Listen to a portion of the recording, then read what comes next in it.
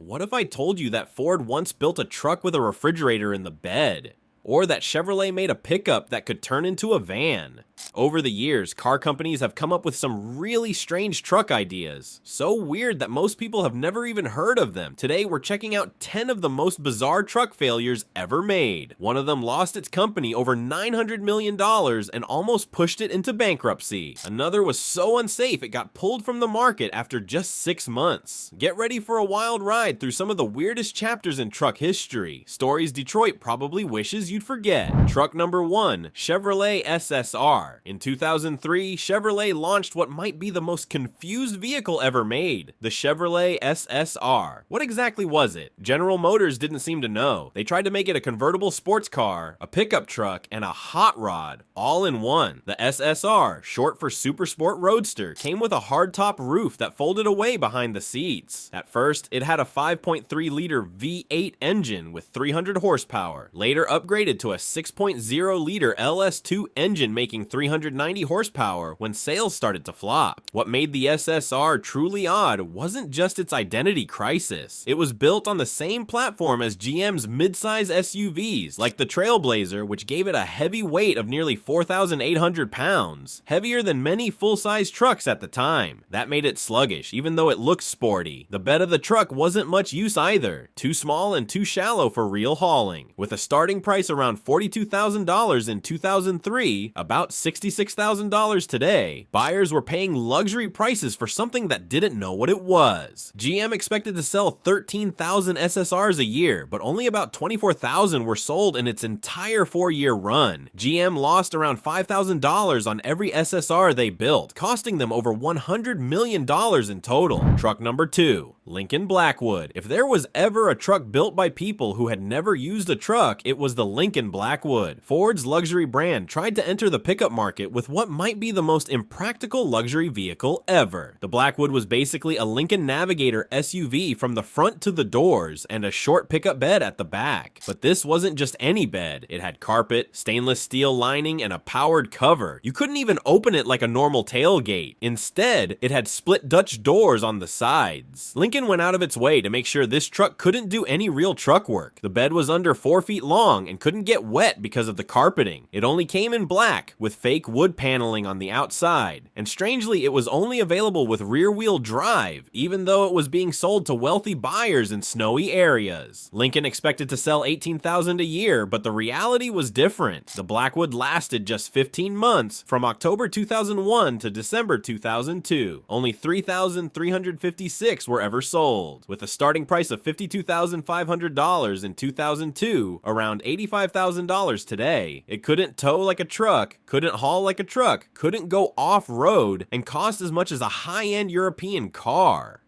Truck number 3, Dodge Dakota convertible. Back in the late 1980s, someone at Chrysler thought it'd be a great idea to make a convertible pickup truck. The result? The Dodge Dakota Sport convertible, made from 1989 to 1991. These trucks started out as regular Dakotas, then were sent to the American Sunroof Company. There, they removed the roof, strengthened the body, and added a manual vinyl top with a plastic rear window. But with the top down, the body became less stable. Drivers complained about the truck flexing and creaking on even small bumps. Water leaks were common, especially during rain. The top was also hard to use. You had to get out of the truck to close it properly. The idea was to make a truck for outdoorsy people who wanted open-air driving and truck utility. The problem? It didn't do either job well. As a convertible, it was noisy and leaky. As a truck, the roof system took up space in the bed. Dodge hoped to sell 2,500 a year, but only 3,759 were built over 3 years before Chrysler gave up. Most surviving ones today are rare, not because they're worth a lot, but because they rusted out due to water getting inside. Coming up next, a truck so strange it looked like it came straight from a sci-fi movie. It lost nearly $1 billion and was canceled after just 2 years. But before we get into that, make sure you're subscribed to Kinetic Horsepower so you don't miss out on more crazy car stories.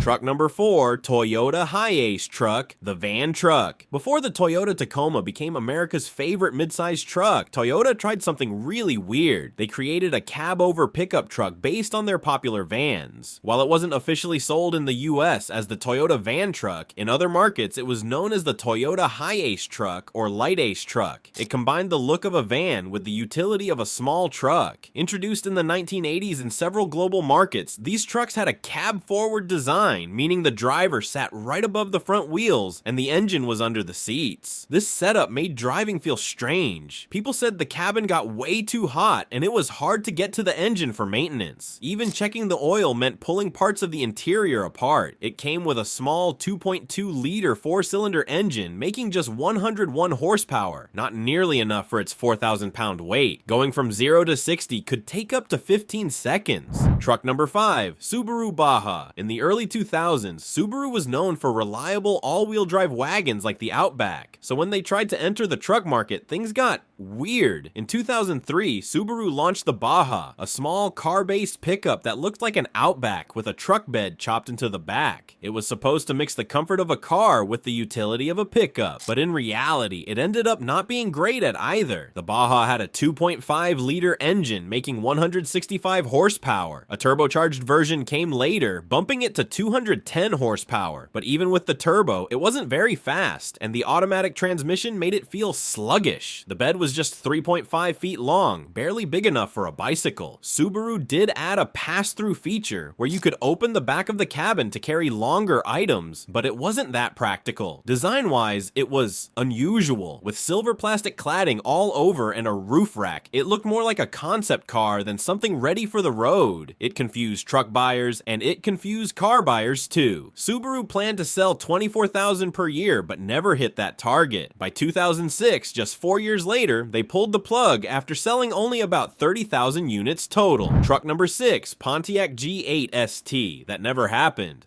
This one technically never made it to production, but it's weird enough to earn a spot on the list. In 2008, Pontiac announced they were bringing a Ute-style truck to the US market based on the Australian Holden Commodore. They called it the Pontiac G8 ST. It looked like a muscle car with a truck bed and was based on the G8 sedan, which itself came with a powerful V8. The idea was to bring an American version of the Aussie Ute. Basically a two-door coupe with a small pickup bed. It would have had a 6.0-liter V8 making 361 horsepower and rear-wheel drive. Basically a muscle truck. Car fans were hyped, but just a year later, GM canceled it before the first one ever hit the showroom floor. Why? The 2008 financial crisis. GM was bleeding money and Pontiac was shut down entirely by 2010. The G8 ST died with it. It's a failure not because it was bad, but because it never had the chance to prove itself. Today, the few test versions that exist are collector's items. Truck number 7, Dodge Rampage. Long before car-based trucks became trendy, Dodge gave it a try in the 1980s with the Dodge Rampage. It looked like a sporty coupe in the front and had a tiny truck bed in the back. Built between 1982 and 1984, it was based on the same platform as the Dodge Omni, which was a front-wheel drive economy car. Yes, this was a front-wheel drive pickup. Under the hood was a 2.2-liter 4-cylinder engine with just 96 horsepower. Not exactly a workhorse. It had a 1,145-pound payload capacity, which actually wasn't bad, but the image didn't match the performance. It looked aggressive, but had the heart of a commuter car. People weren't sure what it was supposed to be. It wasn't quite a truck, not quite a car. Only around 37,000 Rampages were sold during its short 3-year run. Chrysler tried to revive the idea with the concept Dodge Rampage in 2006, but it never went into production. Still, it remains one of the quirkiest ideas Dodge ever rolled out.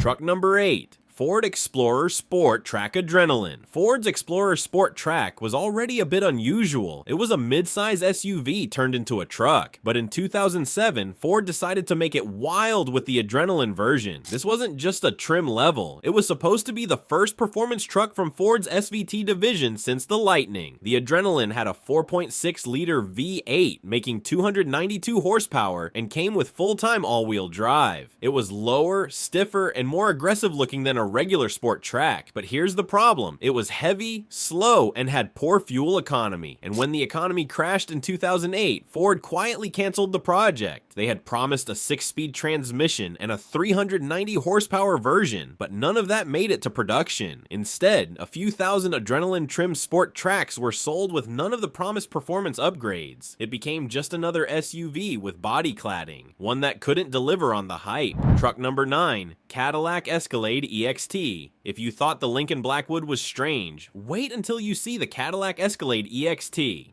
This was GM's second attempt to make a luxury pickup, and it actually lasted longer than the Blackwood. Made from 2002 to 2013, the EXT was based on the Chevy Avalanche and had a midgate that allowed the back of the cabin to fold down, extending the bed. It came loaded with features: leather seats, navigation, chrome everywhere, and a powerful V8, but it was huge. Hard to park, and not very good at being a truck. Most owners didn't haul anything more than golf clubs or shopping bags. It looked flashy, but the fuel economy was awful, around 13 miles per gallon. In the end, it became a symbol of early 2000s excess. Sales peaked early and declined fast. Cadillac stopped making it in 2013, and it hasn't been revived since. Truck number 10, GM's Hummer H3T. Before the Hummer EV, GM tried to make a pickup version of the smaller Hummer H3 SUV.